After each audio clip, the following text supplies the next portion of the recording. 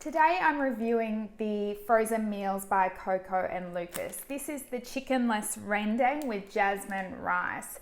These are plant-based meals, so they're vegan and vegetarian friendly. On the front of the meal, there's not a lot of information in terms of their macros or ingredients, apart from the fact that they're meat-free.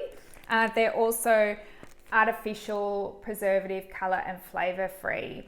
There is a health star rating on there as well. But typically when I'm looking at frozen meals like this or any sort of pre-packaged food, I bypass what's said on the front and head straight to the back and looking at the ingredients and the nutrient profile. So in terms of the ingredients, there's about 26 different ingredients. Nothing that stands out in terms of really lab-made products that I don't know about, which is a great thing. The meat-free component is basically made up of a lot of wheat flour, gluten, starches, and soy protein. So that's where you're going to get your protein component from in this meal. The other thing that stands out is that they do use vegetable oil, which I tend to steer clear of because it can be quite inflammatory.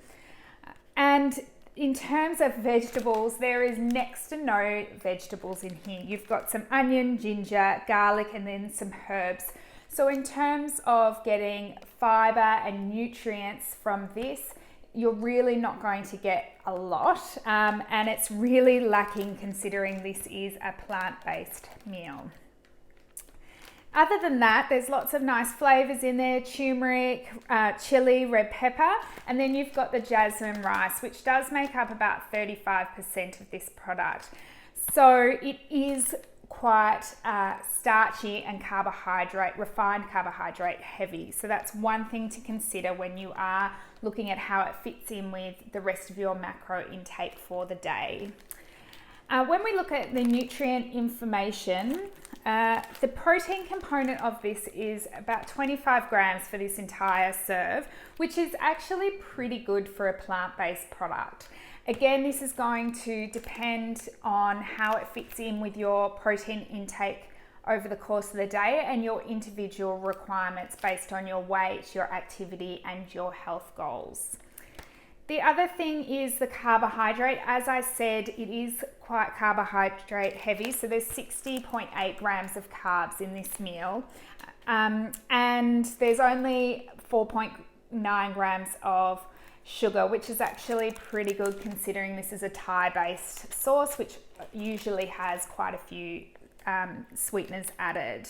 Sodium's okay. The other thing that stands out really clearly on the nutrient profile is that there's no fiber listed, which again is strange given that this is a plant-based product. So you'd want adequate fiber to help compensate for the high carbohydrates and help you manage those blood sugar level changes, as well as giving you a little bit more bulking to make it a more filling meal. So in terms of, is this nutritionally balanced? No, I don't believe it is. You'd want to be able to serve this with some vegetables like some broccolini or spinach, some leafy greens to help boost that fiber content and make it more nutritionally balanced. I do love that this packaging, the sleeve and the box is recyclable, and they are made in Australia, but just remember that doesn't mean that they're going to be using entirely Australian made ingredients. So these can be either microwaved or placed in a convection oven. So I'm going to microwave this for 4.5 minutes and let it stand for a minute, and we'll see how it goes from there. Okay, so I've heated up my chickenless rendang here. This is what it looks like. And there's some reasonably sized chickenless pieces here. So it is pretty fragrant. The sauce is quite generous, and the rice is a little bit gluggy, but that's what you can sort of expect from a frozen meal. But it all for me comes down to taste. So we'll give it a try and see what the flavors are like.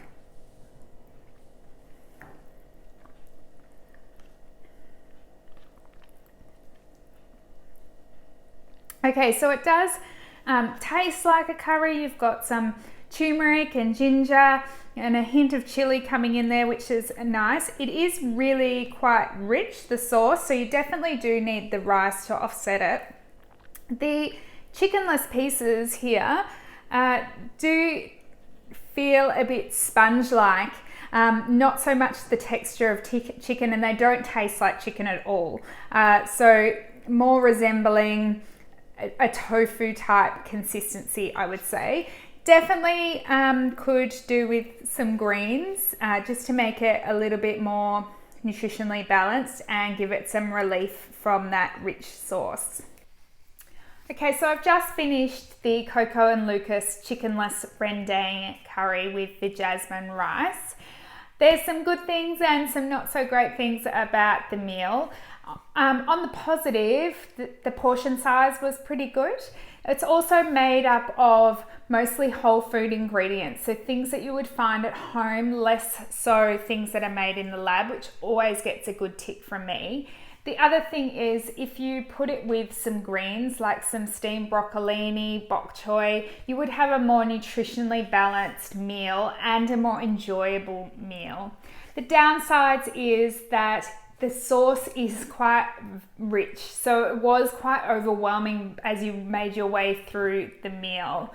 I did find that the chicken pieces, while they were okay when I first tasted them, again, as I went through the meal and ate more, I just sort of had that feeling that these were just stodgy flour, water, and some sort of binder, which in this case is the soy protein. So it was less appealing as I moved through. Now I do feel quite full and maybe not in a good way. So there you have it. That's my review on the Coco and Lucas Chickenless Rendang with jasmine rice. Stay tuned for some more product reviews on frozen and ready-made meals.